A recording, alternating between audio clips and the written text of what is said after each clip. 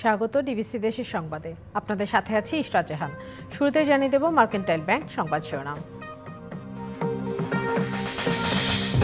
মাগুরার শিশু আসিয়াকে ধর্ষণ ও হত্যা মামলার বিচার কাজ শেষ হলো 21 দিনে, প্রায় শনিবার।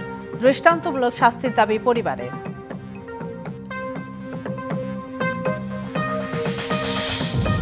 মাধ্যমিকের শেষ পরীক্ষা দেয়া হলো না আফসানার।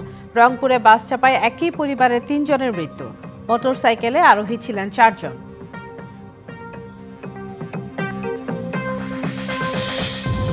উপাচার্যের অপসারণ দাবিতে আমরণ অনশনে বরিশাল বিশ্ববিদ্যালয়ের শিক্ষার্থীরা।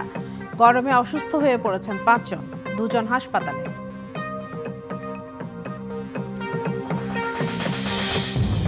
ভুয়া এতিম দেখিয়ে সরকারি অর্থ আত্মসাতের অভিযোগ ঠাকুরগাঁওয়ের এক এতিমখানার বিরুদ্ধে। আশপাশের মাদ্রাসা থেকে ছাত্র এনে নেওয়া হয় অনুমোদন।